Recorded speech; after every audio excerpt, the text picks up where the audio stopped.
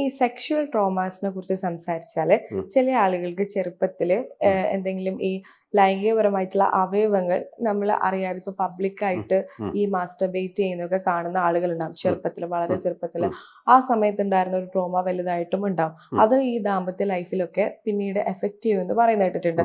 ദാമ്പത്യത്തിനോട് അല്ലെങ്കിൽ ആ ഒരു പാർട്ട്ണറിനോടുള്ള ഒരു വിരക്തിയായിട്ട് മാറുന്ന ഇൻസിഡൻസ് നമ്മൾ കേട്ടിട്ടുണ്ട്, സിനിമയിലായാലും പോലും കണ്ടിട്ടുണ്ട്.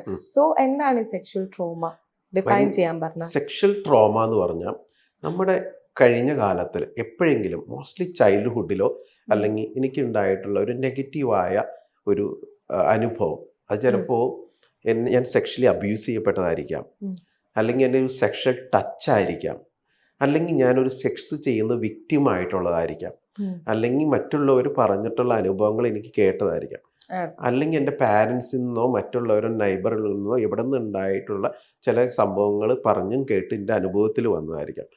ഇത് ലൈഫിൽ ശരിക്കും ഇമ്പാക്റ്റ് ചെയ്യും. അത് സാധാരണ സ്ത്രീകളിലും വരും, പുരുഷന്മാരിലും വരും. സ്ത്രീകളിലാണ് കൂടുതൽ കണ്ടിട്ടുള്ളത്, പുരുഷന്മാരിലും വരുന്നുണ്ട്. സെക്സിനോടുള്ള ഭയം, സെക്സിനുള്ള ആങ്സൈറ്റി, അവേർഷൻ, വെറുപ്പ് സെക്സിനോട്. സെക്സ് എന്ന് പറയുമ്പോൾ അതിലൂടെയുള്ള വാക്ക് കേൾക്കുമ്പോൾ തന്നെ അവർ ഹാർട്ട് ബീറ്റ് ഇടിക്കുക, ഈ കല്യാണം വേണ്ട എന്ന് പറയാം.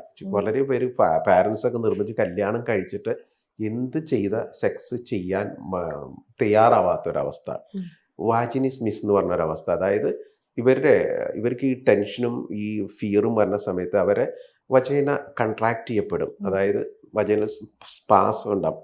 അപ്പോൾ അങ്ങനെ വരുന്ന സമയത്ത് ഒരിക്കലും അത് എക്സ്പാൻഡ് ചെയ്യാതെ വരുന്ന സമയത്ത് ഇൻസെർഷൻ പോസിബിൾ അല്ലാതെ വരും.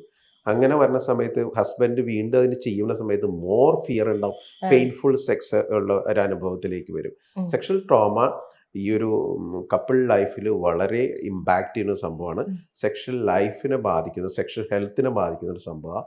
പലരുടെയും ഈ ഒറ്റ കാരണം കൊണ്ട് തന്നെ സെപ്പറേഷനിലേക്ക് എത്തിയിട്ടുണ്ട്, ഈ ഒറ്റ കാരണം കൊണ്ട് തന്നെ.